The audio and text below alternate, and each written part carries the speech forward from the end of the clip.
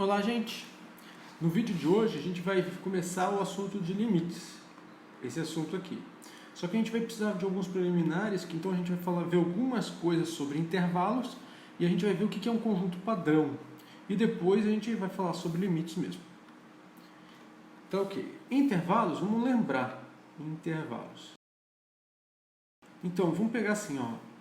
Dados, dois números, um A e menor que B.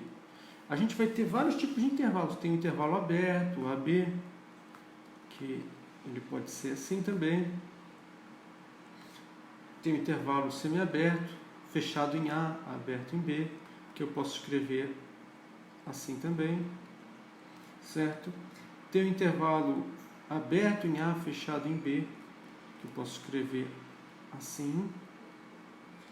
Tem o intervalo fechado. Ok? Esses aqui são intervalos, esses A e B são números, mas também tem outros. Tem esse aqui, ó, de A até mais infinito. Ou é aberto no infinito, porque infinito não é um número. Tem de A até mais infinito, agora fechado em A, tá bom? Tem mais. Tem mais. Tem de, sei lá, menos infinito até um B, que eu também posso escrever assim, né? De menos infinito até B. Opa, usando o colchete dos dois lados, ok? E tem de menos infinito até B fechado em B, que eu posso usar colchete também.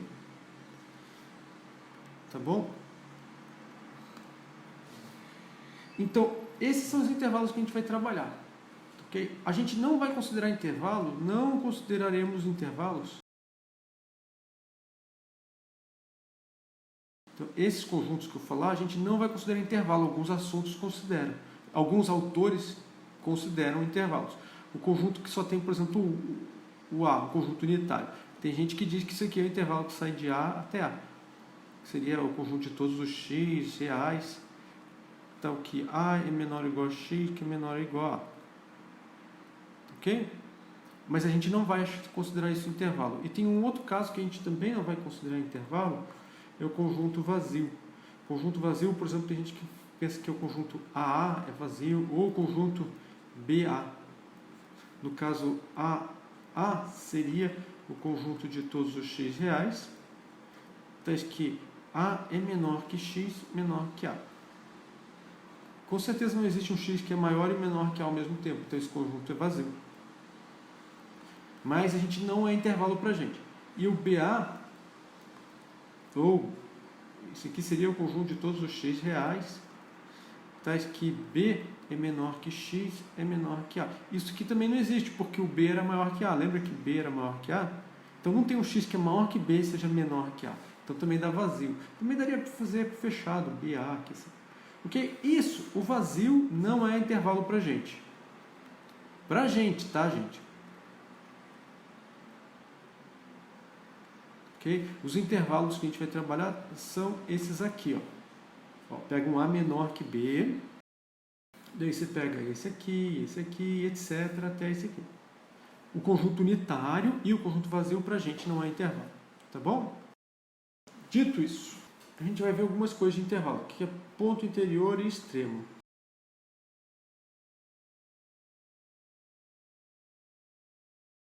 Ok? Então, olha só. Dado um intervalo, vou chamar de... pode ser qualquer intervalo, eu vou começar com um aqui. Um ponto interior desse intervalo é um número x, tal que o A é menor que x, menor que B. Então, todos os números entre A e B são pontos interiores. Então, um ponto interior.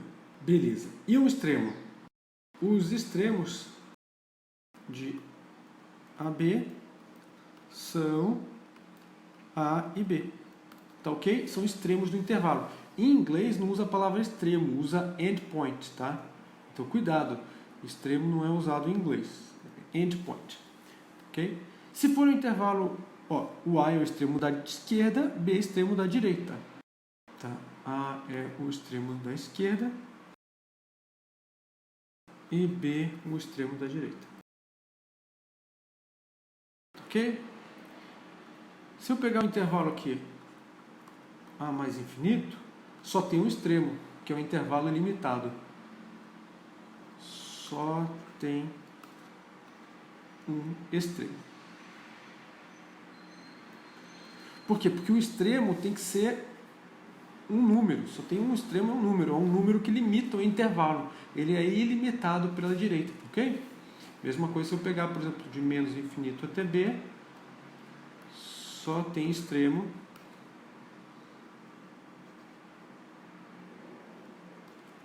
à direita. Tem nomes melhores do que extremos, só que a gente está simplificando, a gente só está trabalhando com intervalo, então a gente vai falar de extremos de intervalo, ok? Se a gente estivesse trabalhando com outro tipo de conjunto, daria para falar, com conjuntos mais gerais, não outros, com vários tipos de conjuntos, daria para falar de cota superior, de máximo, mínimo, supremo, ínfimo, mas a gente vai trabalhar só com intervalos, tá bom? Então, ok.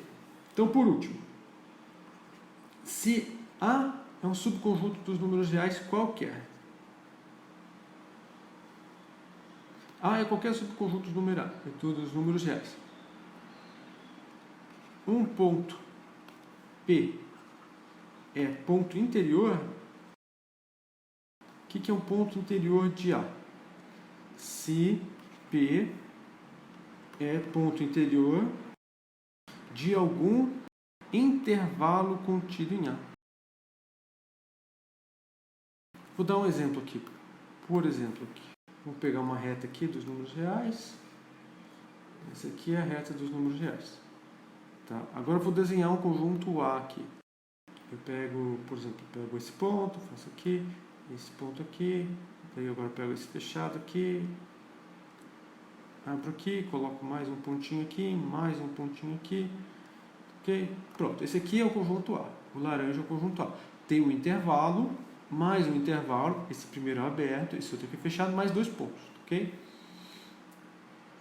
Daí, esse ponto aqui, ó, P é ponto interior de A. Porque ele é ponto interior de um intervalo contido em A. Esse ponto aqui, ó, vou chamar de Q aqui.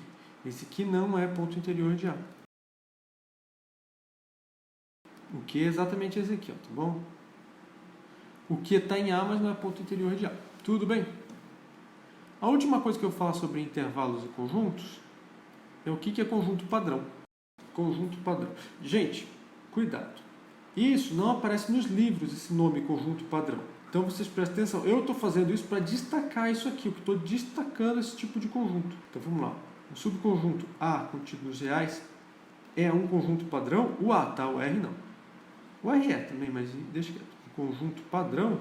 Então volto a dizer, esse nome não aparece nos livros. Então se esse nome não aparece nos livros, vocês tomem cuidado. Padrão se A é um intervalo ou A é a união de intervalos. Por que eu estou chamando isso de conjunto padrão? Porque em tudo quanto é livro de cálculo que eu já vi, todos os domínios das funções são conjuntos padrão.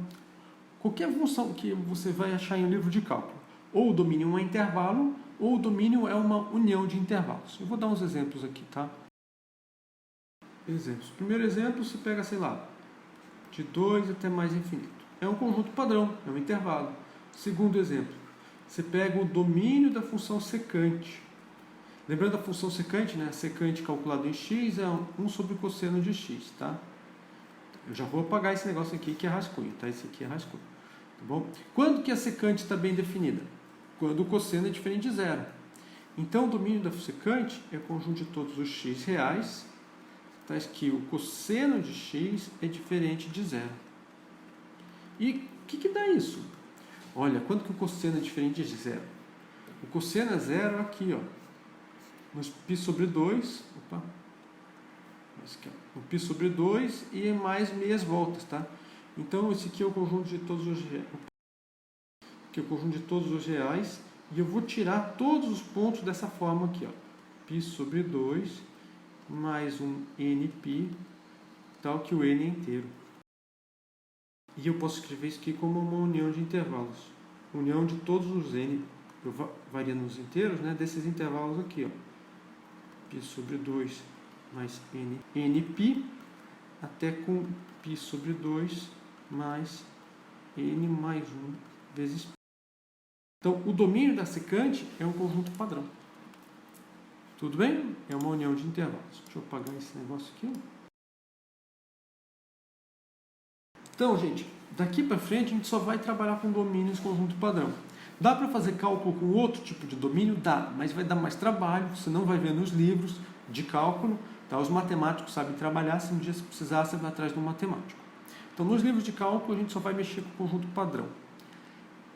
Por que eu não falei até agora? Até agora não precisava. Porque a gente falou de continuidade, eu não preciso de conjunto padrão. Para falar de limites, eu preciso. Então, presta atenção. Para falar de limites, preciso de conjunto padrão. Se o conjunto não for padrão, dá para fazer alguma coisa? Dá para fazer alguma coisa. Procura um matemático.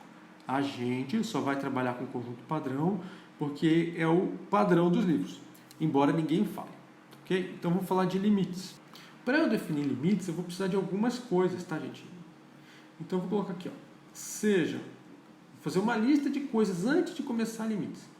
Eu vou pegar A e B, dois subconjuntos dos números reais. A, conjunto padrão. Se não for conjunto padrão, você não trabalha. A nossa teoria pode furar. Tá ok? Uma função que sai de A em B. Tem mais coisa? Tem. Vamos continuar a lista aqui.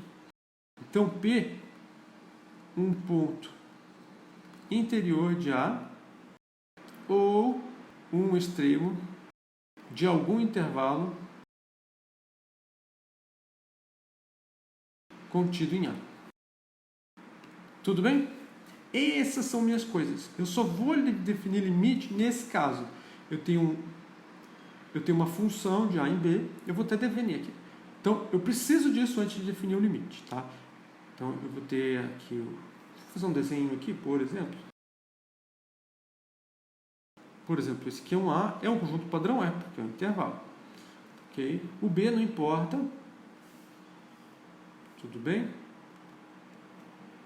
Aqui eu tenho uma função f. O B eu nem estou desenhando, o B, porque não importa, é importante que caia nos reais, tá bom? E eu tenho o P. Quem que eu vou pegar como P? Eu vou pegar esse ponto aqui como P, ó. Ele é o extremo de um dos intervalos contido em A. Tá bom? Poderia ser aqui dentro? Poderia, mas eu não peguei. Poderia ser esse? Poderia também, tá bom? É uma coisa assim. Ou você vai pegar um ponto que está dentro do ponto interior de A, que é? É um ponto interior de algum intervalo contido em A. Ok? Ou você vai pegar um extremo de algum intervalo contido em A. Agora eu vou definir limite. Dizemos que o número L tem que ser um número aqui, tá? Limite é um número. O número é o limite. Tá? É o limite de f de x quando x tende a p. Então vamos ver isso aqui, ó, que a gente está definindo esse aqui, ó, limite de f de x quando x tende a p. Se o que? Eu vou escrever aqui. Para todo epsilon maior que zero, existe um delta maior que zero, tal que para todo x em A, se a distância do x até o P for menor do que delta, mas for maior que zero, então a distância do f de x até o L é menor do que epsilon. Vou explicar. Vamos colocar os desenhos aqui, que daí eu explico, tá bom? Então, minha f. Aqui está meu A, o B eu não vou desenhar porque não precisa. E aqui está meu L. Eu vou aumentar um pouco aqui. L é um número, tá ok? A ideia, gente, é que quando eu pegar um x, eu vou até pegar aqui. Se eu pegar um x, quando eu pegar um x perto do P, vamos supor que esse aqui é o P. P é o ponto da esquerda, tá vendo? Ele está fora de A nesse caso. Mas está dentro da definição, é um extremo. Se eu pegar um x perto de P, o f de x vai ficar perto de L. Então a ideia é aquela ideia de continuidade. Quanto mais perto x está de P, mas tem que, aqui nesse caso eu quero chegar perto por pontos diferentes, porque o P é bem perto. Mas x é diferente de P, mais perto o f de x está do limite, do L, está de L. Tá bom? Conforme me aproximo do P, o f de x se aproxima do L. Essa é a ideia. Como é que a gente fez isso? Então a gente pega assim, ó. A gente começa com uma distância, ó. E tem que pegar, eu quero me aproximar por pontos diferentes, porque pega o P mais próximo possível, pegar o próprio P. Eu não quero pegar o próprio P, eu quero aproximar por pontos diferentes. Então a ideia é a seguinte: dada uma distância epsilon positiva, qualquer distância, aqui, ó, me dá uma distância epsilon, aqui, dá uma distância epsilon. É possível que o f de x esteja mais próximo que o P do L do que a distância epsilon, fica mais perto, ok? Então, desde que o x esteja próximo ao P. Então, existe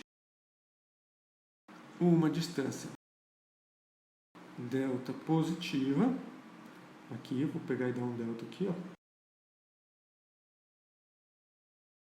Um delta positivo, tá ok.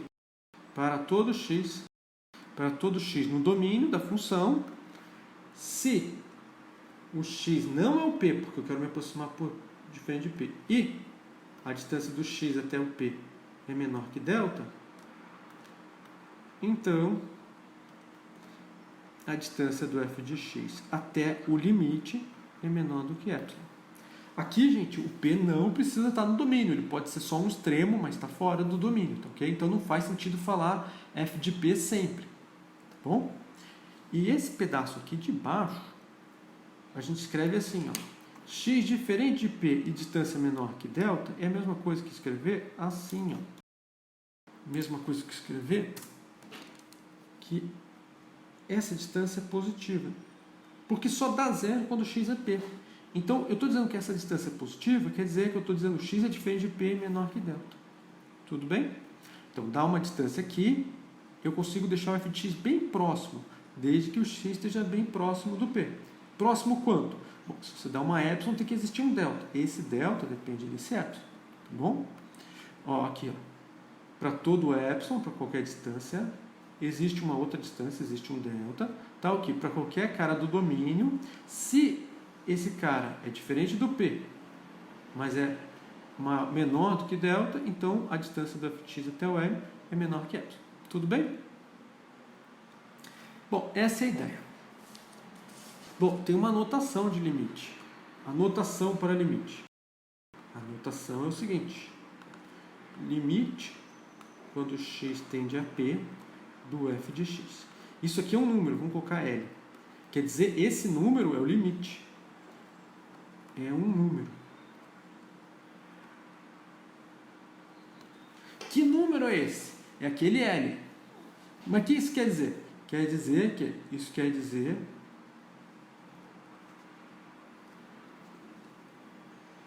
que para todo epsilon maior que zero, existe um delta maior que zero, tá ok? Para todo x no domínio da função f, se o x estiver próximo do P, mas não for o P, ó, x próximo do P, mas não for o P, então, ó, não é o P, mas está próximo. Então, o f de x vai estar próximo do número L. O número L é esse número que tem essa propriedade.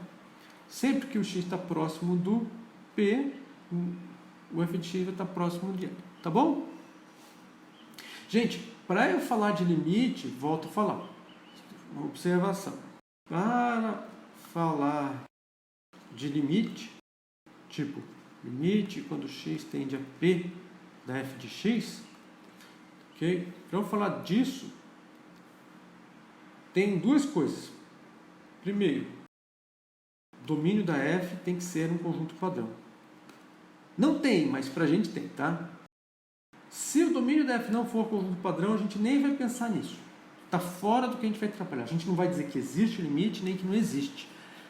A gente não definiu. Se não for conjunto padrão, a gente não definiu. Como é que a gente vai dizer que não existe? Não está definido. Então, vai que alguém define. Não, a gente não vai trabalhar. Não faz sentido. Ok? Está fora do que a gente está trabalhando. Está fora do nosso universo de trabalho. Tem seus motivos para isso, tá? E o segundo, mais importante,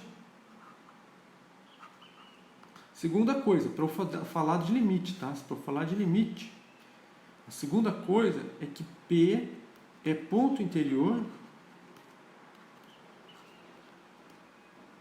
do domínio da função. O que quer dizer isso? Quer dizer que ele é um ponto interior de um intervalo contido aqui dentro, ou P é um extremo, pode ser a direita ou a esquerda, de algum intervalo contido no domínio da função f. Se não for, ó, isso aqui é importante, se o P não for um ponto interior nem extremo de nenhum intervalo contido, a gente não fala de limite. Tudo bem? Por exemplo, se a gente tiver um conjunto assim, ó, esse aqui é o A. Tem um intervalo mais um ponto. Esse aqui é um ponto P. Não faz sentido falar de limite quando x tende a P de f de x se o domínio da função for o A. Ok? Um outro caso aqui também. Agora eu vou colocar um domínio padrão. Por que não faz? O A não é um conjunto padrão. Mas esse não é o problema. O conjunto padrão os matemáticos conseguem contornar. Tá bom, gente? Ok, eu vou pegar esse aqui como A agora. Ó, agora A é padrão. Tá vendo que é o intervalo? Esse aqui é um A, esse aqui é um B. O A é o intervalo AB. É um conjunto padrão. Mas eu vou pegar um P aqui, ó. Peguei esse aqui, meu P. Não faz sentido de falar isso aqui. Não faz sentido falar nesse limite. Por quê? Esse P não é nem um ponto interior de A, nem um dos extremos. A ideia é como é que eu vou conseguir me aproximar de P por valores diferentes? Não dá. Nesse caso, o P está no A, mas não é um ponto interior. Não dá para me aproximar de P por valores diferentes. Conforme eu me aproximo de P por valores diferentes, o f de x se aproxima do quê? Cara, nem dá para se aproximar de P por valores diferentes. Você está falando besteira, entendeu? Mesma coisa aqui. Como é que eu vou falar limite quando x tende a P da f de x? Ó, o x tende a P por valores diferentes? Não dá para se aproximar de P dentro do domínio da f. Então isso aqui é besteira, ok? Esse é o motivo. Por isso que o ponto P tem que ser um ponto interior ou pelo menos um extremo. Tá ok? Na verdade, o ponto P tem que ser um ponto de acumulação do domínio, mas a gente vai deixar isso para lá. Tá bom? Isso aí é para quem quer estudar mais matemática, tá bom? Dito isso, beleza, gente? Então a gente já falou sobre limites. Eu vou dar um exemplo. Como é que a gente calcula um limite usando a definição? Exemplo. Eu vou pegar essa função aqui, f, que sai dos reais. Os reais é um intervalo? Os reais é um intervalo assim. Então é um conjunto padrão. Então o conjunto dos números reais é um conjunto padrão. Tá bom? Bom, vou pagar. Vocês entenderam? Eu não fechei o parênteses, mas chega nos reais, pega um x e leva no 3x mais 5.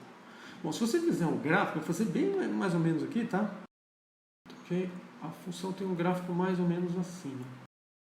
Mais ou menos, tá bom, gente? Aqui está o 5, ok? Esse seria mais ou menos o gráfico de f. Bom, mas o que eu quero mostrar? Eu vou mostrar o seguinte, eu vou mostrar que o limite, quando x tende a menos 2 de f de x, é igual a menos 1. Então, vou fazer primeiro um rascunho. Como é que eu vou mostrar isso? Rascunho. Rascunho você não coloca na prova, você faz a parte. Eu quero mostrar o seguinte, ó, dado um epsilon maior que 0, quero encontrar o delta, mostrar que existe é encontrar. Um delta maior que 0, tá o quê? Eu não vou escrever aqui, tá? Porque é rascunho. Tá o quê? Para qualquer x no domínio, vale isso aqui. Essa distância até 2, né? Até menos 2. A distância do x até menos 2 for menor que delta, então a distância do f de x até o menos 1 menor que epsilon. Ok? Okay? Então a gente vai começar de trás para frente, a gente vai começar dessa distância aqui e vai chegar e vai tentar achar o delta, tá bom? Continuando o meu rascunho, tá vendo que tá feio? Que é rascunho. Então a gente faz assim, né? A distância de f de x até menos 1 menor que epsilon. Isso aqui quer dizer o seguinte, quanto que é o f de x? Distância, o f de x é o 3x menos 2. 3 vezes menos x, 3 vezes x, desculpa. X menos 1, desculpa, 3x. Mais 5. 3x mais 5. Estou falando besteira. 3x mais 5, menos 1, mais 1, menor que epsilon. Isso aqui quer dizer o seguinte, que 3 vezes x mais 6 é menor que epsilon. Isso aqui quer dizer que 3 vezes x mais 2 menor que epsilon. Ou você pode pensar 3 vezes o módulo de x mais 2 menor que epsilon. Você pode pensar que módulo de x mais 2 menor que epsilon sobre 3. Ou você pode pensar que a distância do x até menos 2, vai dar x mais 2, é menor que epsilon sobre 3. Esse aqui vai ser meu delta. Ok? Por quê? Porque essa aqui, ó, se a distância do x até menos 2, depois eu coloco o zero aqui, tá bom? Não usei que é maior que zero para nada.